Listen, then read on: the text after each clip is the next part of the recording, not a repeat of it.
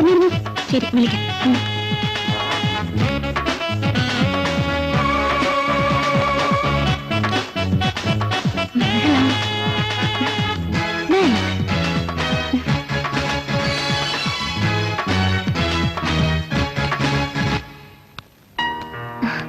Hello madam. Hello, Anjitha വർമ്മയില്ലേ? ഉവ്വ്, phone ചെയ്തിരുന്നു. വരൂ, അകത്തേക്കിരിക്കാം.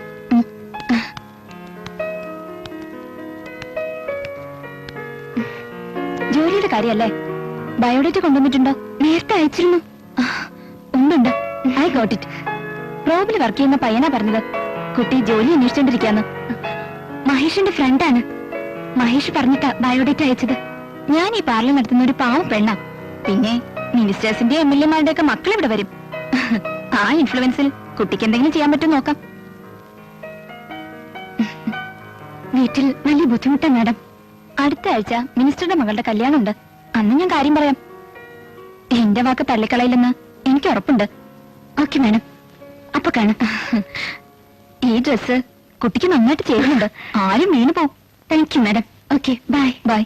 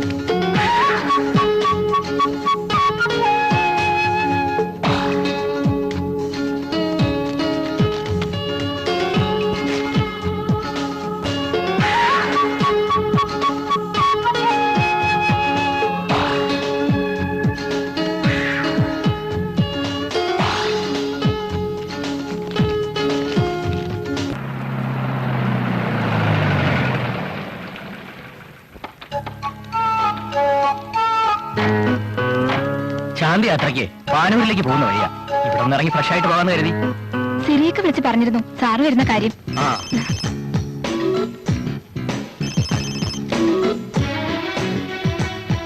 ഇപ്പൊ ഇറങ്ങിയതേ ഉള്ളൂ. ഭാരതിയെ കാണാതെ എന്ത് ശാന്തി യാത്ര തോമസേ. പിന്നെ കൊളസ്ട്രോൾ കൂടിയത് കാരണം വെയിൽ കൊണ്ടൊന്നും നടക്കാൻ പറ്റില്ലെന്ന് നീ ആ വേണുഗോപാലിനോടൊന്ന് പറയണം. മീറ്റിംഗ് ഞാൻ പങ്കെടുക്കാം.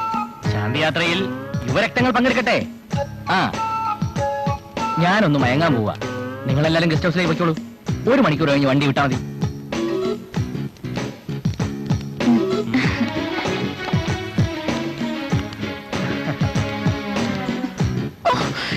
ഈ സാറിന്റെ ഒരു കാര്യം ഇത്രയൊക്കെയായിട്ട് ആർത്തി തീർന്നില്ലേ?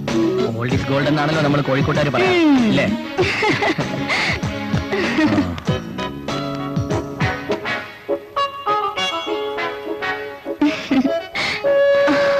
മാഡം, ഒരു ഗസ്റ്റ് ഉണ്ട്. Male or female? ഫീമെയിൽ ആണ്.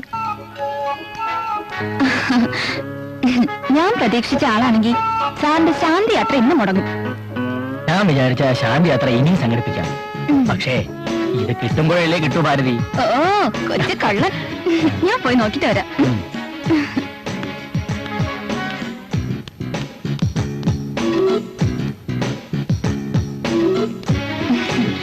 അഞ്ജിത, ഞാൻ വിളിച്ചിരുന്ന എത്തുന്ന തീരെ പ്രതീക്ഷിച്ചില്ല കേട്ടോ. ഇതെന്റെ ജീവിത പ്രശ്നമല്ലേ മാഡം, വരാതിരിക്കാൻ പറ്റൂ? മോളുടെ ഭാഗ്യമാണെന്ന് കരുതിയാൽ മതി. ഞാൻ പറഞ്ഞ ആളെ എത്തിയിട്ടുണ്ട്. ഇനി മോൾ നേരിട്ട് സംസാരിച്ചാൽ മതി. അത് വേണം മാഡം.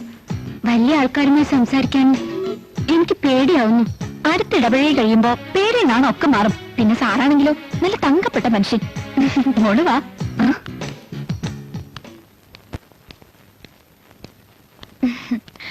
ഇതാണ് സർ ഞാൻ പറഞ്ഞ പുതിയ കുട്ടി. നമസ്കാരം.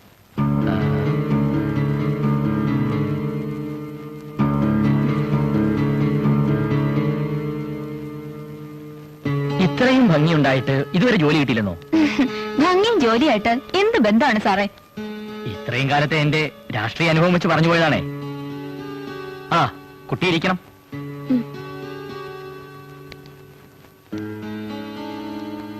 ആ, സാറ് സർട്ടിഫിക്കറ്റ് ഒക്കെ പരിശോധിക്കുമ്പോഴേക്കും ഞാനിങ് എത്താം. ആ. കുട്ടിയുടെ പേര് പറഞ്ഞില്ല. അഞ്ജിത വർമ്മ. ആ, വിദ്യാർത്ഥി ആയിരിക്കുമ്പോ തുടങ്ങിയതാ എന്റെ രാഷ്ട്രീയ ജീവിതം. അടിയും കുത്തും ജയിൽവാസം ഒക്കെ കഴിഞ്ഞ് ഇന്ന് ഈ ഉന്നത പദവിയിലെത്തിയിട്ടും പഴയ കാര്യങ്ങളൊന്നും മറക്കാത്ത ഒരു നേതാവാണ് ഞാൻ. പാവപ്പെട്ടവരെ ഉള്ളഴിഞ്ഞ് സഹായിക്കാൻ മാത്രമേ ഞാനിതുവരെ ചെയ്തിട്ടുള്ളൂ. കുട്ടിയുടെ കഷ്ടപ്പാടുകളെ പറ്റിയൊക്കെ ഭാരതി എന്നോട് പറഞ്ഞിരുന്നു.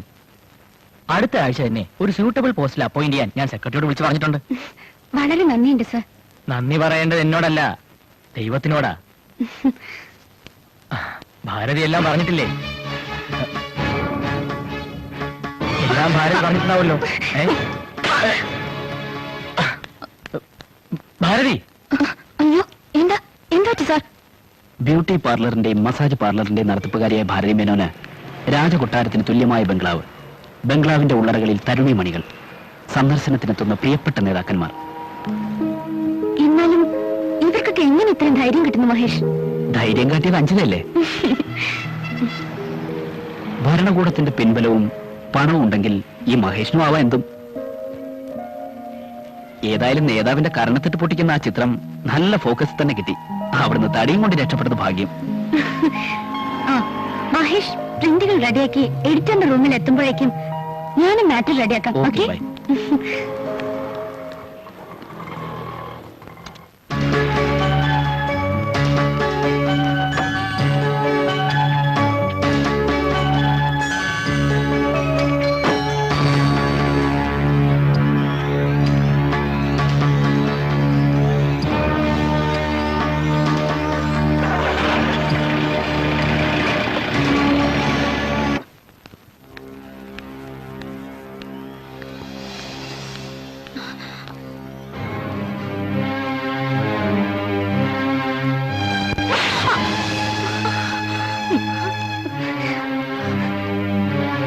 നീ ഒരു ഭാര്യയാണ്.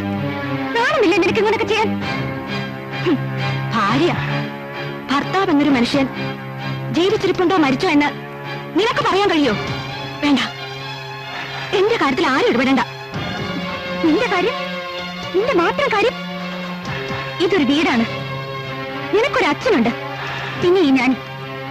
നിനക്കാരും വേണ്ട, ആരോടും ഒരു ഉത്തരവാദിത്വം വേണ്ട, മാനവും മര്യാദയും ഒന്നും ഒന്നും വേണ്ട. എന്നാലും നിനക്ക് എങ്ങനെ എന്റെ മുഖത്ത് കൈവയ്ക്കാൻ കഴിഞ്ഞു? നാണമില്ലാതെ നിൽക്കുന്നു. ഛേ!